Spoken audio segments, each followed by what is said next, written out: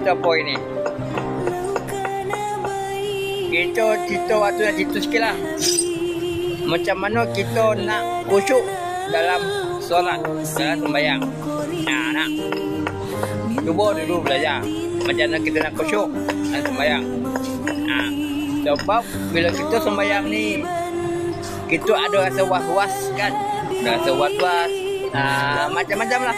Kadang ni apa, hal-hal yang sepatutnya sampaikan, datangkan daripada mana dia sampai tu. Tiba tengah Allahu Akbar, dah tahu, ingat macam-macam lah kita ingat.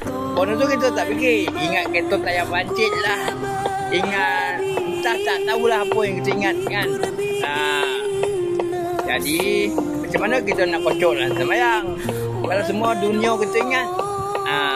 Sebab yang mengingatkan